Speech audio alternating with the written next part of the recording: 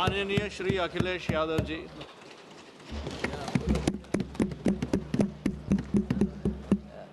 सभापति जी, मैं आपका धन्यवाद देता हूं कि इस महत्वपूर्ण विषय पे मुझे बोलने का आपने अवसर दिया, मौका दिया है। मैं सबसे पहले कांग्रेस पार्टी के नेता मनीष तिवारी जी, जिन्होंने बहुत विस्तार से ये बात रखी, जिन मूल्यों को लेकर के हमारे संविधान निर्माताओं ने इलेक्शन कमीशन को लेकर के जो गठन करने का काम किया कि हमारा लोकतंत्र कैसे मजबूत होगा, उस दिशा में जो बात उन्होंने रखी, मैं अपनी भावना और उनके विचार अपने विचारों से मैं जोड़ता हूं। मुझे खुशी है इस बात की कि सरकार ने इस बात पर चर्चा और मौका दिया हम सबको अपनी बात रखने का। अभी जब मैं भारतीय जनता पार्टी के माननीय सदस्य जी का सुन रहा था बात, तो वो बिहार का इलेक्शन और आने वाले भविष्य में जो उत्तर प्रदेश का इलेक्शन है उस पर भी काफ़ी चर्चा कर रहे थे। सभापति महोदय, मैं कुछ बातें ऐसी कहना चाहता हूं जो हम लोगों ने अपनी आंखों से देखा, और जिस इलेक्शन कमीशन से हमें ये उम्मीद थी कि निष्पक्ष काम होगा, निष्पक्ष कार्रवाई होगी, वो हमें कहीं देखने को नहीं मिली। मैं सबसे पहला उदाहरण ये देना चाहता हूं कि एक रामपुर का बाई इलेक्शन जो लोकसभा का हुआ, जब लोकसभा का चुनाव बाई इलेक्शन रामपुर का हो रहा था, तो भारतीय जनता पार्टी की सरकार के मुख्यमंत्री जी और पूरी भारतीय जनता पार्टी ने यह तय किया था कि समाजवादी पार्टी यहां से नहीं जीतेगी, यहां से भारतीय जनता पार्टी जीतेगी। और ये आशंका हम लोगों को थी कि हर तरीके से हम लोगों को दबाया जाएगा, हर तरीके से चुनाव में धांधली की जाएगी। और जिस समय चुनाव शुरू हुआ, वो चीजें हम लोगों को देखने को मिली। सभापति महोदय, वोटिंग के दिन, जिस दिन वोट पड़ रहा था, उस दिन हम लोगों ने देखा कि किस तरीके से पुलिस और पूरा प्रशासन इस बात पे लगा हुआ था कि कोई भी वोटर घर से न निकले।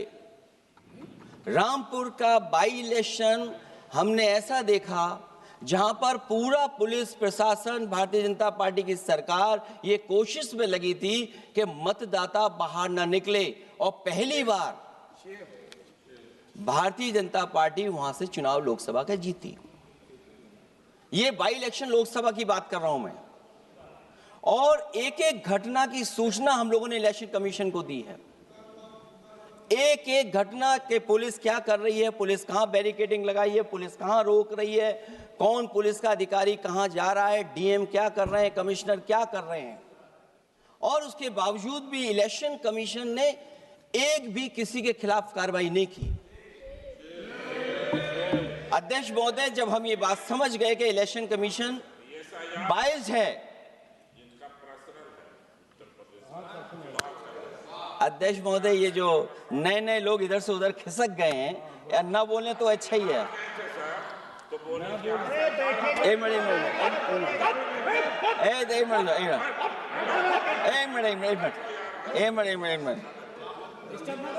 अध्यक्ष महोदय, अध्यक्ष महोदय, मेरा ये आग्रह है अखिलेश जी से। अध्यक्ष महोदय ये कुछ जानते नहीं है, अध्यक्ष महोदय माननीय सदस्य कुछ जानते नहीं है, ये ना पढ़े लिखे हैं ना कुछ जानकारी रखते हैं। ये मैं ये कह रहा हूं, मैं ये बात इसलिए कह रहा हूं, ये अनपढ़ इसलिए हैं अध्यक्ष महोदय, मैं ये बात इसलिए कह रहा हूं कि जो जो घटनाएं मैं बता रहा हूं, मैंने एक एक घटना इलेक्शन कमीशन को टैग किया है, एक एक वीडियो इलेक्शन कमीशन को दिया है, एक एक पत्र लिखा है इलेक्शन कमीशन को। अगर एक भी कार्रवाई की हो तो मुझे बता दें, अगर ये जानते हो। और दूसरा, मैं अध्यक्ष महोदय, मैं दूसरा बताना चाहता हूं आपको। अध्यक्ष महोदय, चुनाव जीते जाते हैं, हारे जाते हैं। कभी कोई चुनाव जीतता है, कभी कोई चुनाव जीतता है। एक समय था जब हम लोग कांग्रेस पार्टी से लड़ते थे, और एक समय आ गया कि जब हम आपसे लड़ रहे हैं। चुनाव कभी ये जीतते हैं, कभी वो जीतते हैं, कभी मैं जीतता हूं। एक समय था अध्यक्ष महोदय, मैं 5 लोकसभा का सांसद था यहां। इस बार हम लोग भारतीय जनता पार्टी को दूसरे नंबर करके सबसे 1 नंबर पे समाजवादी पार्टी आई। और अध्यक्ष महोदय, ये जहां से आपने कम्युनल पॉलिटिक्स शुरू की थी, जहां से आपने कम्युनल माहौल बनाया था देश में, उस अयोध्या से अगर कोई जीता है तो हमारे समाजवादी पार्टी के अवधेश जी जीत करके आए हैं। ये चुनाव जीते जाते हैं, हारे जाते हैं, लेकिन जिस संस्था की जिम्मेदारी निष्पक्ष रहना, वो आखिरकार संस्था निष्पक्ष क्यों नहीं है, सवाल ये है। और सवाल मैं यहां से उठाता हूं बाई इलेक्शन का। मैं 3 बाई इलेक्शन का उदाहरण देना चाहता हूं आपसे अध्यक्ष महोदय। नहीं, बाई इलेक्शन पर चर्चा नहीं हो रही। नहीं, मैं जब तक आप अध्यक्ष महोदय चीज जानोगे नहीं, अगर मैं एग्जांपल नहीं दूंगा कि इलेक्शन कमीशन क्या कर रहा है, तो अब मैं रिफॉर्म क्या मांग करूंगा। अध्यक्ष महोदय, जब तक मैं घटना नहीं बताऊंगा, मैं पहला बाई इलेक्शन बताना चाहता हूं। ओके, मानिए आपका नंबर आ गया। अगर आप रिफॉर्म पे बात कर रहे हैं तो आपको घटनाएं क्या हुई वो बात तो करनी पड़ेगी। अध्यक्ष महोदय, मैं बाई इलेक्शन मिल्कीपुर की बात करना चाहता हूं। बाई इलेक्शन मिल्कीपुर जो अयोध्या क्षेत्र में आता है, इलेक्शन कमीशन को हम लोगों ने शिकायतें की, यहां धांधली होने जा रही है, चुनाव को हराया जाएगा। वहां की सरकार ने मिलकर के किस अधिकारी को पोस्ट करना है, किसको प्रिसाइडिंग ऑफिसर बनाना है, और हम लोगों ने रंगे हाथ पकड़ा लोगों को। एक व्यक्ति को पकड़ा, वो 6 वोट के डाल के आ रहे थे। एक व्यक्ति को पकड़ा जो दूसरी विधानसभा से थे। एक मंत्री जी भाग गए जो हजारों लोगों को लेकर के उस विधानसभा में आए हुए थे। तो ये बातें मैं इसलिए बता रहा हूं कि अगर हमें रिफॉर्म करना है तो रिफॉर्म तभी संभव है जब हमारा इलेक्शन कमीशन निष्पक्ष होगा। इसलिए अध्यक्ष महोदय, मैं कांग्रेस पार्टी के सुझाव से सहमत हूं कि पहला सुझाव उन्होंने दिया है, और हम समाजवादी पार्टी के लोग भी ये मानते हैं कि जो इलेक्शन कमीशन के अपॉइंटमेंट का जो तरीका है वो तरीका बदला जाए। वो कम से कम ऐसा हो, पारदर्शी हो, निष्पक्ष हो, दिखे कि हमारी भी कुछ भागीदारी है। क्योंकि जो व्यवस्था पहले थी उस व्यवस्था को अगर बदलने का काम किसी ने किया तो भारतीय जनता पार्टी ने किया है। इस व्यवस्था को बदलने का जो सुझाव कांग्रेस पार्टी की तरफ से है, उस सुझाव से हम सहमत हैं। दूसरा सुझाव जो कांग्रेस पार्टी ने दिया है, थोड़े दिनों बाद सुधार आया है कांग्रेस में, इसके लिए हम उनको धन्यवाद और बधाई देते हैं। उन्होंने कहा, और अध्यक्ष महोदय मेरा भी सुझाव है कि इलेक्शन बैलेट पेपर से होना चाहिए,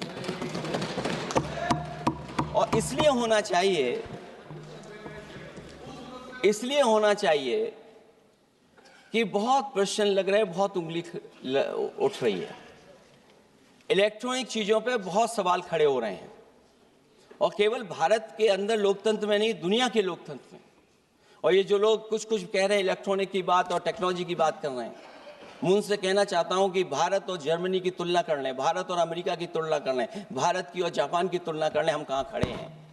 अगर वो संपन्न देश जो टेक्नोलॉजी में हमसे कई गुना आगे हैं, अगर वो स्वीकार नहीं कर रहे ईवीएम, तो आखिरकार हम ईवीएम को क्यों स्वीकार कर रहे हैं। अगर उन देशों में लोकतंत्र है और बैलेट से वोट पड़ रहा है, तो यहाँ पर भी बैलेट से वोट पड़ना चाहिए। और जो मेरी जानकारी जहाँ तक पहुँचती और जानकारी है मुझे, वो जानकारी ये कहती है कि जर्मनी में अगर आप ईवीएम से वोट डालेंगे तो वो अनकॉन्स्टिट्यूशनल माना जाएगा। सोचो, जर्मनी जैसा देश बैलेट पेपर से वोट डलवा रहा है, तो आखिर भारत जैसा देश हम बैलेट पे क्यों नहीं जा रहे हैं।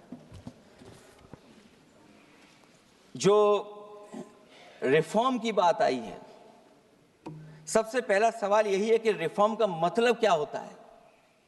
जब कोई चीज अपने मूल रूप स्वरूप में होती है तो उसे फॉर्म कहते हैं।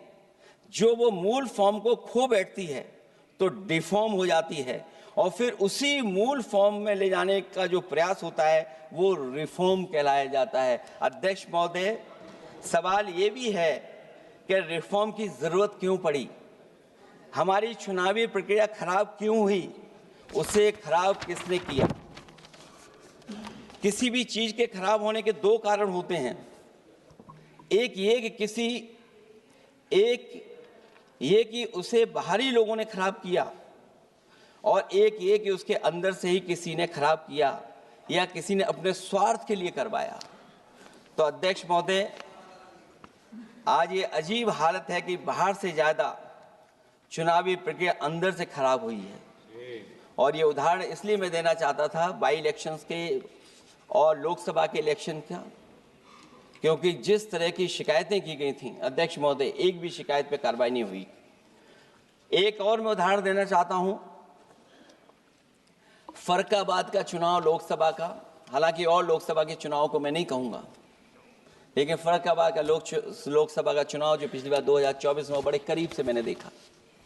वहां के जिलाधिकारी, वहां का पुलिस का प्रशासन पूरे दिन लाठी चलाता रहा और कभी लाइट जाती थी, कभी लाइट आती थी। जब हम लोगों ने जानकारी करने की कोशिश की कि आखिरकार क्यों हो रहा है, तो पता लगा कि उन्हें रिजल्ट बदलना है। तो उत्तर प्रदेश का इस तरह एक रिजल्ट नहीं बदला गया, कई जगह रिजल्ट बदला गया। हम इलेक्शन कमीशन के सामने खड़े रह गए कि इलेक्शन कमीशन को बताते रहे कि धांधली हो रही है, लेकिन इलेक्शन कमीशन ने कोई सुनवाई नहीं की।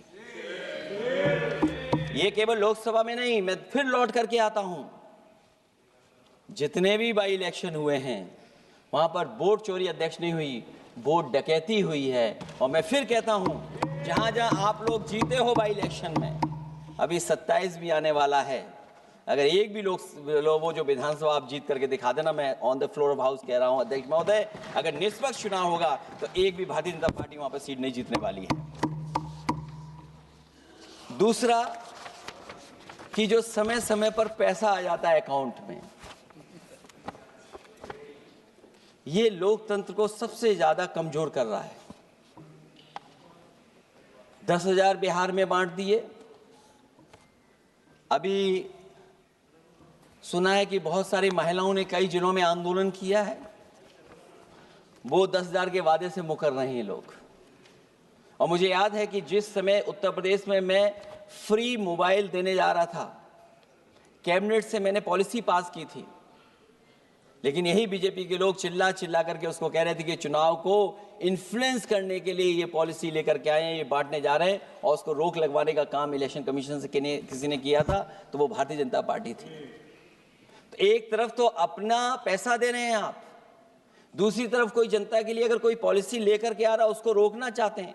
ये भेदभाव अगर किसी ने देखा है तो हम लोगों ने देखा है। फिर तीसरा, हम चाहते हैं कि मीडिया का जो रोल है चुनाव में, कुछ बात हम लोगों को समझ में नहीं आती।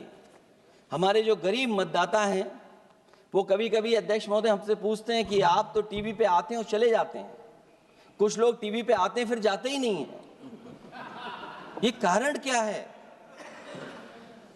अगर इलेक्शन के समय पर हम पॉलिटिकल पार्टीज को स्पेस अगर बराबर नहीं मिलेगा तो शायद चुनाव निष्पक्ष नहीं होंगे। इसलिए अध्यक्ष महोदय, आपके माध्यम से मेरा सुझाव ये भी है कि चाहे वो प्राइवेट हो चाहे सरकारी हो, मीडिया में बराबर का कहीं ना कहीं हम लोगों को भी स्पेस मिलना चाहिए।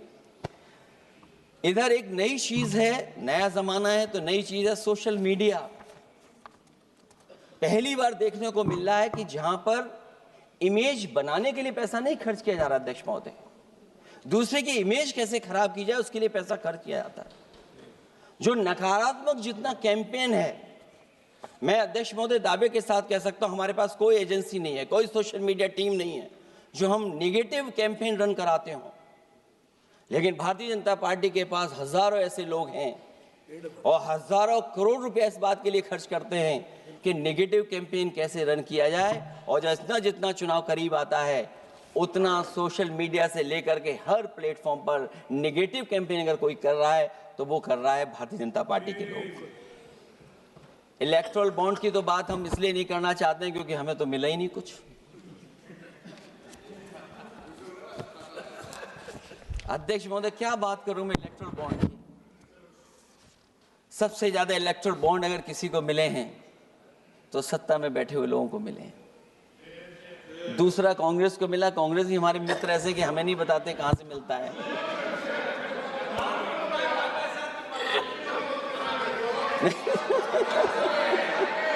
अध्यक्ष महोदय, सबसे ज्यादा चुनावी खर्चा इनके पास, दूसरा खर्चा इनके पास। हम लोगों का भी तो कोई ख्याल रखे अध्यक्ष महोदय,